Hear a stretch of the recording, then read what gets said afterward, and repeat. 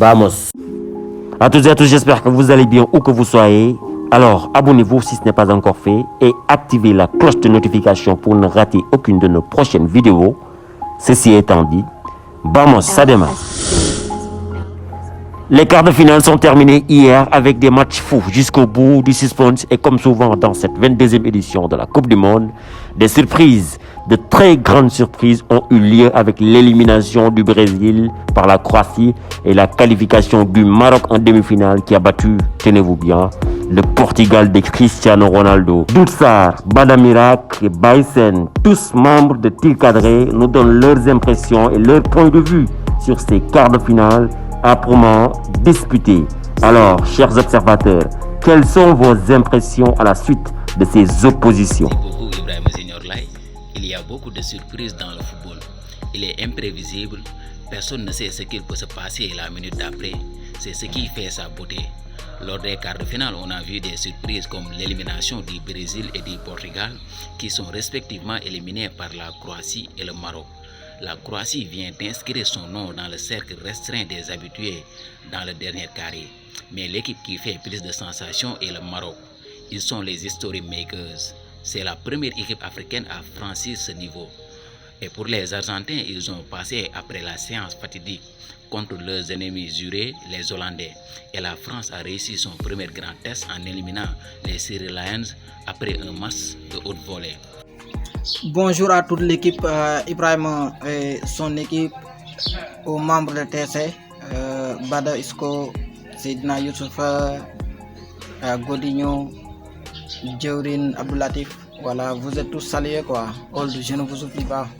Voilà, donc pour dire que la surprise de ces quarts de finale, je pense que c'est la sortie du Brésil, l'élimination du Brésil par la Croatie. Voilà, une très belle formation de la Croatie qui est devenue finalement une constante du football mondial après sa finale de 2018. Là voilà de nouveau en demi-finale. Voilà, donc pour dire que c'est une équipe qui est demi-finaliste en 2018 et en 2022. Autrement dit, si la Croatie sort également le Brésil, ça peut être vraiment les statistiques, les données du football. Voilà, ça peut ne pas être une surprise, mais vraiment le Brésil qui était désigné comme étant le super favori de ce tournoi sortir prématurément par la Croatie, ça, voilà, c'est l'hécatombe, c'est les émotions du foot, c'est les sensations. Ça fait encore partie des surprises que Qatar nous a réservées. On a vécu pas mal de surprises durant ces quarts de finale de la Coupe du Monde, dont l'élimination du grand Brésil, la Seleção, avec son effectif incroyable. Mais aussi la qualification du Maroc qui devient le premier pays africain de la Historia à passer les quarts de finale pour jouer les demi-finales d'une Coupe du Monde. Quelle équipe, le Maroc. Cette équipe marocaine a battu la Belgique d'Eden Hazard, l'Espagne de Luis Enrique et le Portugal de Cristiano Ronaldo. Et ils ont offert à l'Afrique sa première demi-finale de Coupe du Monde. C'est historique.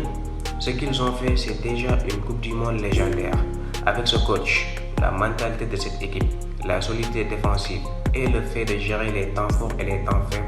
Alors nous allons rester un peu sur cette équipe, le Maroc, l'équipe marocaine, la meilleure défense de la compétition, avec un grand coach, des joueurs tellement forts dans tous les compartiments du jeu. Bref, l'équipe marocaine nous a émerveillés tous. C'est l'équipe qui a surpris tout le monde dans ce mondial qatari. Voilà, le Maroc, la meilleure défense de la compétition. Le Maroc peut aller jusqu'au bout. Pourquoi le Maroc peut aller jusqu'au bout? On se rappelle tous de l'Italie 2006, mais également des compétitions africaines qui ont eu à se tenir ces dernières années. La Zambie championne, la Côte d'Ivoire championne, l'Algérie, le Sénégal. On voit que les caractéristiques communes, c'est d'abord la solidité défensive. Et je pense que les équipes généralement qui deviennent championnes, ce sont les équipes qui ont d'abord une bonne assise défensive. Voilà. Si on se rappelle de l'Espagne 2010, du Brésil 2002, toutes ces équipes-là ont en commun cette solidité défensive, c'est-à-dire une équipe très bien organisée, qui joue en bloc, qui joue de façon coordonnée, qui est imperméable. Voilà, donc la meilleure équipe, c'est d'abord la meilleure défense et c'est ce que le Maroc est en train d'appliquer. Non seulement le Maroc est une très belle organisation, c'est une très bonne défense, mais les sorties de balles marocaines sont enseignées dans les écoles de foot. Anouni, Abrabat, la façon dont ils sortent le ballon, c'est vraiment magnifique, c'est vraiment du football. Voilà. Le Maroc n'est pas une équipe très élégante, mais c'est une très belle formation. Une formation solidaire dont toutes les actions offensives sont coordonnées de bout à bout. C'est une équipe qui maîtrise ses adversaires. Mais est-ce que l'aventure ne s'arrêtera pas ici pour les Marocains qui affronteront les tenants du titre, la France, une des équipes favorites de cette Coupe du Monde? Je pense que cette équipe marocaine peut créer l'exploit face à l'équipe de France. Mais en face, il y a l'équipe de France, qui sont les tenants du titre. Et à ce stade de la compétition, la moindre erreur se paye, cash. Il peut aller jusqu'au bout. Et pourquoi je crois fermement à l'idée que le Maroc peut aller jusqu'au bout? Il y a dans son chemin la France. La France qui a comme facteur X Kylian Mbappé, le moteur même de cette équipe. Et dire que Mbappé et Hakimi sont des frères, sont des amis, cela implique aussi que Hakimi connaît très bien Mbappé aussi le connaît très bien. Et sur ces genres de rapports, généralement, celui qui doit s'occuper de ces tâches défensives l'emporte. Et si Hakimi arrive à canaliser Kylian Mbappé, je pense que ça peut être mal finir pour la France et ça peut être vraiment quelque chose de très bon pour le Maroc. Voilà, donc il y a cet aspect également et je pense que le chemin est désormais tracé pour le Maroc, d'autant plus que l'élément moteur de la France peut bien être maîtrisé par Hakimi, comme l'Angleterre d'ailleurs avec Walker a eu à le faire hier. On aura droit à un duel de la meilleure attaque contre la meilleure défense du tournoi. Mbappé et Giroud, le meilleur buteur et son dauphin, contre le meilleur rouge dirigé par un certain Yassine Bounou, intraitable, qui n'a concédé qu'un seul petit but après avoir joué contre la Belgique, la Croatie, l'Espagne et le Portugal. Des émotions, des larmes comme celle de Cristiano Ronaldo qui a peut-être disputé sa dernière Coupe du Monde après l'élimination du Portugal, ou les larmes de Neymar Junior suite à la victoire de la Croatie sur le Brésil. Par moments, on a tous été attristés par ces scénarios et ces images nous ont vraiment touchés. Concernant Cristiano Ronaldo, je l'ai suivi pendant 13 ans, que ce soit avec Manchester United, avec le Real Madrid, avec la Juventus de Turin et la sélection portugaise.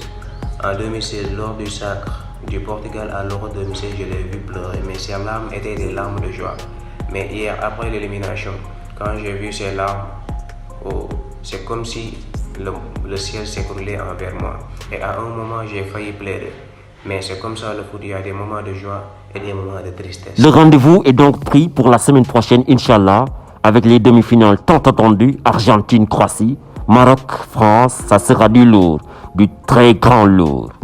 On aura un match revanche entre l'Argentine qui n'a jamais perdu une demi-finale de Coupe du Monde et la Croatie qui l'avait écrasé lors de leur dernière confrontation par 3-0. Ce match s'annonce palpitant entre deux équipes capables de tenir 120 minutes. Merci à tous, merci d'avoir regardé la vidéo jusqu'au bout.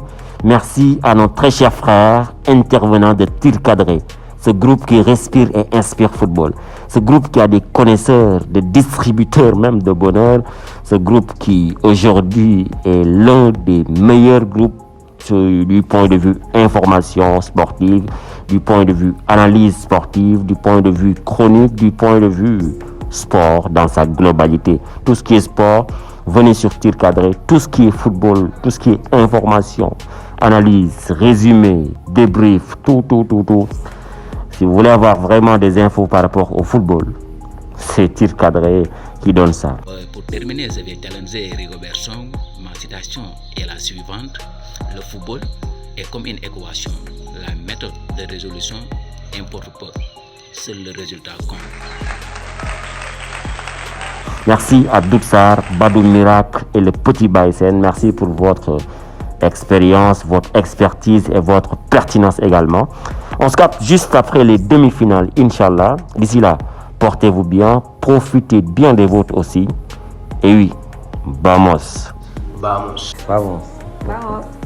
Vamos.